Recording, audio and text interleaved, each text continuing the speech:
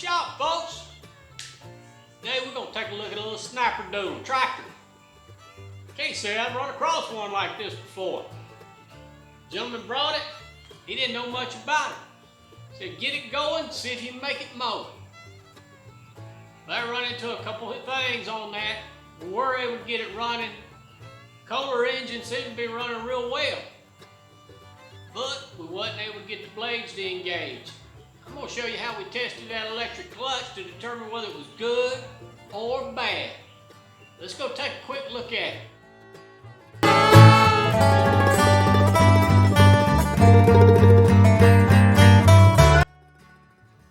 There it is, folks. Ain't that the prettiest thing you ever seen? Come in here with no hood, all faded. Look like somebody done beat it and put it away. Ain't nothing like being rode wet and put up hard, is it? No. We just give it a little walk around. Man, I'm fanning them little Kohler engines. That right there busted off, run real well. Looks like this one used to have a hydraulic lift for the deck. He just wants to use it for an old rough cut mower. We'll see if we can help him out. But what we want to concentrate on now, we've got it running, is getting that clutch to engage. I'm going to show you how to test it. I'd prefer to test it on the bench, but it's already mounted. Let's see what we come up with.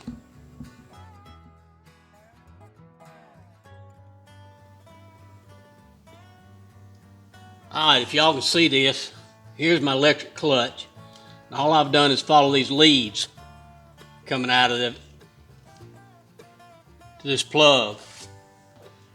Now, if you can see, that connector right there that's running horizontal, that's always going to be my ground. This one is my positive. I'm going to take my multimeter, put it on ohms. For those of y'all who don't know, that's your horseshoe. What I call it any doggone way. Get your leads up in there. Get them where they'll stay. And we're looking for 2 to 4 ohms of resistance. And I'm looking at 2.6, 2.7. Let's see if we can get you on there.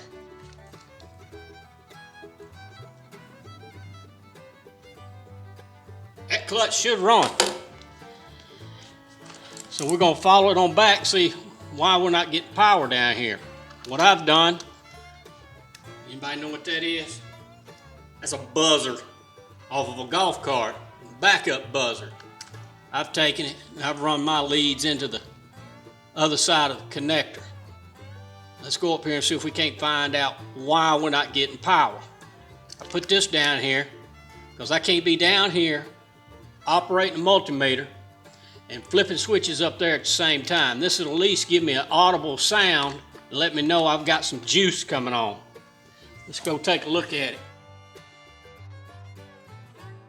Okay, here's what we found. You see this raggedy old fuse block? See this one up top? Somebody doubled over a piece of wire and stuck it in there instead of a fuse. Burned it out. Shorted out right back here. They had it connected on the back side and then had the other one grounded out also. It just roasted it. So I have come in here and cut it out, took those leads, brought them over here, put me an inline 30 amp fuse.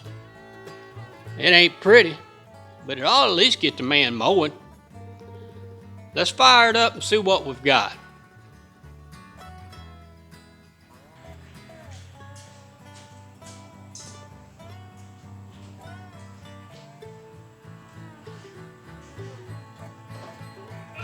Get us a little choke. Ignition. Knock that bad girl out of gear.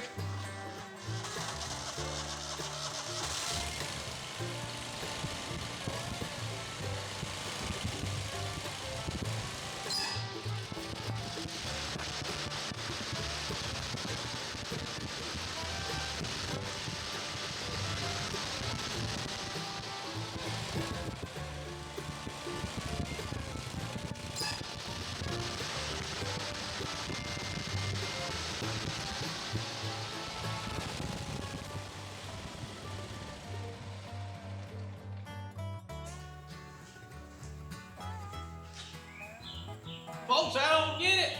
You ought to be able to mow a little bit with it. Appreciate you stopping in and checking us out. Think about it. That might be able to help you out. If it does, that one of them that thumbs up. Lord knows when them subscribes ain't gonna hurt. Till next time.